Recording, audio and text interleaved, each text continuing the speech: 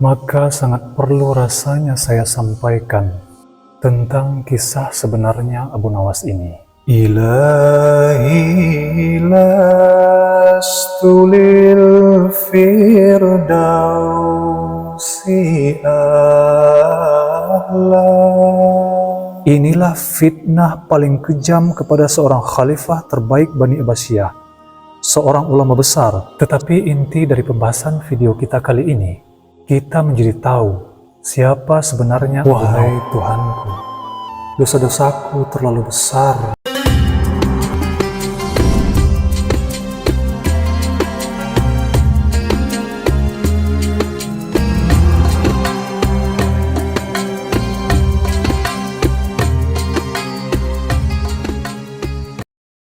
Bismillahirrahmanirrahim. Awal mula kata didatangkan, salam ta'zim pengiringi. Assalamualaikum warahmatullahi wabarakatuh. Alhamdulillah, assalatu wassalamu ala rasulillah. Rabbi shrahli sadri wa yassirli amri, wahlul 'uqdatam min lisani yafqahu qawli. Sahabat Hendrix yang sama-sama mengharapkan ridho dari Allah Subhanahu wa Ta'ala. Pada kesempatan kali ini, kita akan berkisah tentang Abu Nawas.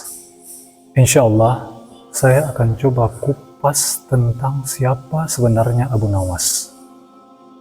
Mungkin hampir semua sahabat Hendrix mengetahui tentang kisah dari Abu Nawas, yang mana banyak dikisahkan Abu Nawas ini adalah manusia yang cerdas dan jenaka, lucu, pintar dalam segala hal. Selalu banyak akal dan selalu mengalahkan atau mengelabui Raja Harun ar-Rasyid dengan kecerdasan dari Abu Nawas ini. Tetapi disinilah kegelisahan kita, maka sangat perlu rasanya saya sampaikan tentang kisah sebenarnya Abu Nawas ini. Mungkin bagi orang-orang awam, kisah dari Abu Nawas ini sangat menarik untuk disimak dan diteladani sebagai sebuah pelajaran. Bahkan kalau sahabat Hendrix coba searching di YouTube, itu sangat banyak kisahnya. Nah, apakah sahabat Hendrix tahu siapa Abu Nawas ini sebenarnya? Selama ini orang mengenal Abu Nawas hanya dari buku-buku tipis, dari kisah. Semisal kumpulan kisah Abu Nawas lucu, unik, dan lain sebagainya. Jadi Abu Nawas itu bernama asli Abu Ali Al-Hasan bin Hani Al-Hakami. Abu Nawas hidup sezaman dengan Imam Asy-Syafi'i dan Khalifah Harun ar-Rasyid, khalifah kelima dari kekhalifahan Bani Abbasiyah. Dan Harun ar-Rasyid ini adalah khalifah terbaik Bani Abbasiyah. Yang harus sahabat Hendrix tahu dari fakta Abu Nawas ini adalah bahwa kisah-kisah Abu Nawas yang tertulis dalam hikayat kitab dongeng Al-Fulail wal Laila atau kisah 1001 malam itu semuanya adalah kisah-kisah palsu yang dibuat untuk menjatuhkan nama baik tentang sejarah kehebatan dari Khalifah Harun ar-Rasyid. Faktanya sahabat Hendrix, Abu Nawas adalah seorang syahirun muskir, syaribul khamr. Jadi Abu Nawas ini dalam sejarahnya adalah seorang penyair tukang mabuk, peminum khamr, di mana masa mudanya dihabiskan untuk belajar syair-syair percintaan, syair-syair tentang khamr. Makanya Abu Nawas disebut seorang penyair tukang mabuk, peminum khamr. Abu Nawas ini pernah sedang dalam keadaan mabuk berat. Kemudian masuklah waktu sholat. Kemudian semua orang berbondong-bondong ke masjid untuk melakukan ibadah sholat berjamaah. Lalu kata Abu Nawas kepada kawan-kawannya, biarlah mereka itu sholat, dan kita terus mabuk-mabukan. Sebab tertulis di dalam Al-Quran, fawailul lil musallin. Maka celakalah orang-orang yang sholat, bukan fawailil muskirin. Celakalah orang-orang yang mabuk. Abu Nawas sampai bicara seperti itu. Akhirnya kabar ini pun tersebar sehingga sampai ke telinga Khalifah Harun ar-Rasyid. Maka betapa murkanya Harun ar-Rasyid mendengar perkataan dari Abu Nawas itu. dan beliau hampir mengutus seseorang untuk memenggal kepala Abu Nawas. Namun penasehat khalifah berkata, "Wahai khalifah, orang mabuk tidak sadar dengan apa yang diucapkannya." Akhirnya khalifah pun tidak jadi memenggal kepala dari Abu Nawas. Jadi sahabat Hendrix, kisah yang beredar tentang Abu Nawas dan Khalifah Harun ar-Rasyid itu tidaklah benar. Karena masa muda Abu Nawas dihabiskan untuk hura-hura dan berbuat hal-hal yang buruk. Tetapi di sisi lain memang Abu Nawas ini adalah seorang penyair yang sangat hebat. Bahkan Imam Asy-Syafi'i sendiri pernah ingin belajar syair kepada Abu Nawas. Andaikan Abu Nawas bukanlah seorang pemabuk. Begitulah kehebatan dari syair seorang Abu Nawas. Sampai-sampai imam besar seperti Imam Asy-Syafi'i sendiri pernah sangat tertarik untuk belajar syair kepada Abu Nawas. Tetapi kemudian di masa tuanya Abu Nawas ini, saat Abu Nawas mulai sakit-sakitan, Abu Nawas akhirnya sadar dan bertaubat. Hingga pada akhir hayat beliau, Abu Nawas menulis sebuah syair yang hebat, yang sangat terkenal. Syair tersebut berjudul Al-I'tiraf, atau sebuah pengakuan. Karena hebatnya syair-syair dari Abu Nawas ini, sampai sekarang masih terus dibaca di berbagai negara, diartikan dengan bahasa negara masing-masing. Bahkan di Indonesia sendiri, syair dari Abu Nawas ini tidak jarang dipakai untuk acara-acara renungan malam, karena saking hebatnya syair dari Abu Nawas ini. Mungkin sahabat Hendrik sudah banyak yang tahu, syair dari beliau berbunyi seperti ini.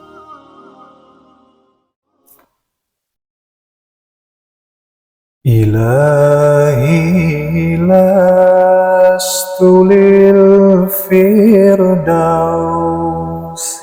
a'la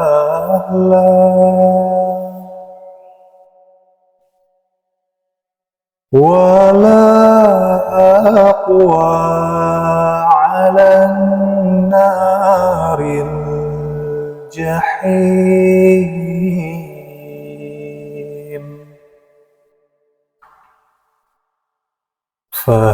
Fahabli taubatan waghfir zunubi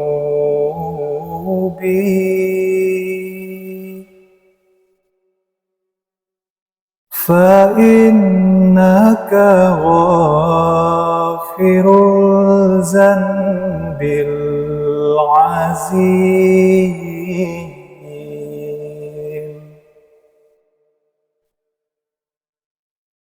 Zunubi mithlu a'dadir rimali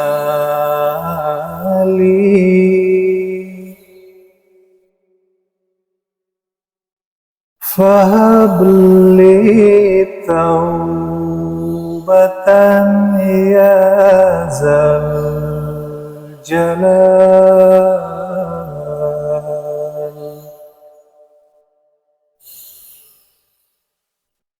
فَإِن تَغْفِرْ فَأَنْتَ لِذَاكَ أَهْلٌ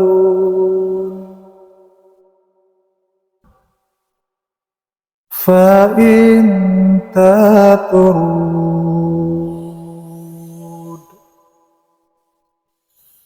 فَمَنْ نَرْجُو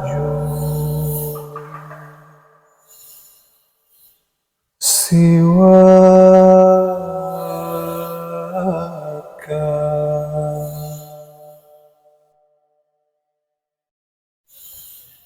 Itulah sebagian isi syair dari Abu Nawas. Sebenarnya masih panjang syair dari Al-I'tiraf ini, tetapi untuk saat ini tidak bisa saya bacakan semuanya karena akan memakan waktu yang agak lama. Jadi beliau itu bertaubat sudah di akhir-akhir hayat masa hidup beliau. Kalau masa mudanya beliau adalah syairun muskir, seorang penyair pemabuk. Sedangkan kalau kita baca dalam kitab Al-Fulail wal Laila atau Kisah 1001 Malam, Abu Nawas ini digambarkan sebagai sosok yang sangat cerdas dan jenaka. Sedangkan kebalikannya, Khalifah Harun ar-Rasyid digambarkan sebagai raja yang zalim dan tidak bijak. Inilah fitnah paling kejam kepada seorang khalifah terbaik Bani Abbasiyah, seorang ulama besar, seorang faqih, orang yang faham syariat Islam, yang juga memimpin orang-orang hebat di masanya, seperti Imam Asy-Syafi'i. Jadi Harun ar-Rasyid itu adalah ulama besar. Semua ulama Islam mengakui bahwa Harun ar-Rasyid adalah selain sebagai khalifah terbaik Bani Abbasiyah, tetapi juga sebagai seorang ulama besar, karena dalamnya ilmu beliau. Dan setiap kebijakan-kebijakan yang beliau buat selalu berdasarkan kepentingan umat, di bawah tuntunan Al-Quran dan hadis. Dikatakan oleh pengikut-pengikut beliau, bahwa Khalifah Harun ar-Rasyid dalam beribadah sangatlah taat. Beliau sangat soleh. Beliau selalu mengerjakan sholat sebanyak 100 rakaat satu hari satu malam.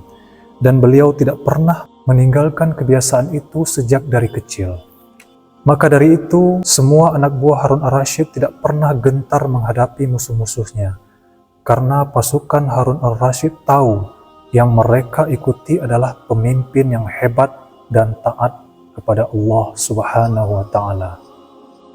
Tapi yang pasti, karena tidak bisa melawan kehebatan dari Khalifah Harun ar-Rasyid, maka dari itu musuhnya dan orang-orang munafik membuat kisah-kisah palsu yang bertujuan untuk menjatuhkan nama mulia dari Khalifah Harun ar-Rasyid.